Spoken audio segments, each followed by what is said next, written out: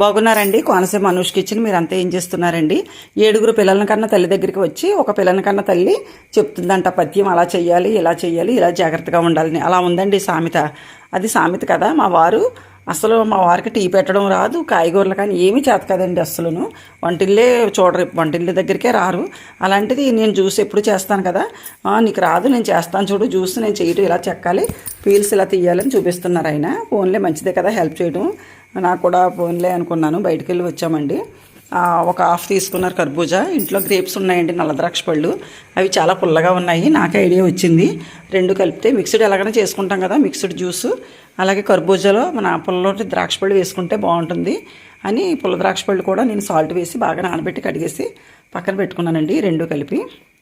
మీకు ఒక సామెత చెప్తున్నానండి. తింటే బలుస్తుంది అంటారు కదా, అంటే లావు ఎక్కుతుందన్నమాట. తినకపోతే చిక్కుపోతుంది. ఈ సామెత ఏంటో ఎవరికైనా తెలిస్తే కామెంట్లో తెలియపరచండి. తింటే బలుస్తుంది, తినకపోతే చిక్కుపోతుంది అంటారు. అంటే చాలామంది బలుస్తుంది అంటే ఏమిటో అనుకుంటారు కదా, తింటే లావెక్కిపోతుంది, తినకపోతే చిక్కుపోతుంది. అది సామెత ఎవరికైనా తెలిస్తే కామెంట్లో తెలియపరచండి. నేను మళ్ళీ ఇంకో వీడియోలో చెప్తాను, మీరు అడిగితే. తెలిస్తే మాత్రం సమాధానం చెప్పండి. ఇదిగోండి గ్రేప్స్ను కర్బూజా కలిపి శుభ్రంగా వేసేసుకున్నానండి. జ్యూస్ చేసుకుంటున్నాను. మా వారైతే నేను పంచదార ఎక్కడ తక్కువ వేస్తానని, పంచదారలోను స్పూనుతో ఉంటుంది కదండి సీసాలో, ఆ స్పూన్తో వేస్తే ఆయనకి నచ్చదన్నమాట, ఇది తక్కువ పడుతుందని. నాకైతే తీపి ఎక్కువ ఉండకూడదు, తక్కువే వేస్తాను. ఆయనకు అలా కాదు. సాంబార్ కలుపుకునే గరిటె ఉంటుంది చూసారా, ఆ గరిటె తీసుకొచ్చారండి ఆయన. ఆ గరిటెతో పంచదార వేయమని, షుగర్ దాంతో వేయమని ఇచ్చారండి. చూపిస్తాను ఆ గరిటె మీకు. ఇలాగా గ్రేప్స్ కూడా శుభ్రంగా కడిగేసుకుని కర్బూజా అన్నీ కూడా జ్యూస్ చేసుకుంటే బాగుంటుందండి. ఈ మధ్య నేను వీడియోలు సరిగ్గా చేయలేకపోతున్నాను. కొంచెం ఆరోగ్యం కొంచెం నీరసంగా ఉంటుందండి, ఒంట్లో బాగోట్లేదు.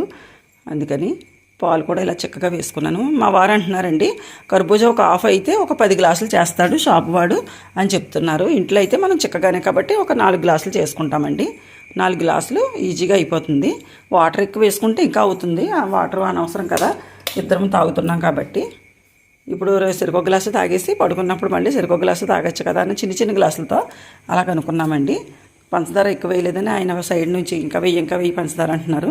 అలాగే కొంచెం వేస్తున్నాను అనమాట. నాకైతే ఇష్టం ఉండదు పంచదార. సాంబార్ కలుపుకొని గరిటె తీసుకొచ్చారండి, అదిగోండి చూసారా. టేస్ట్ చూడమంటున్నారన్నమాట. టేస్ట్ నువ్వే చూడు టేస్ట్ అంటున్నారన్నమాట. సాంబార్ కలిపినట్టే కలిపించేశారు దగ్గరుండి నన్ను. తర్వాత తప్పదు కదా, నేను టేస్ట్ చూశానండి. కర్బూజా జ్యూస్ అయితే నాకు అంత నచ్చదు, చప్పగా అనిపిస్తుంది. కానీ పుల్లటి గ్రేప్స్ వేసానేమో, అయ్యి బాబా చాలా చాలా సూపర్గా ఉందండి. నాకైతే చాలా బాగా నచ్చింది. నా సామెతకి సమాధానం కామెంట్లో తెలియపరుస్తారని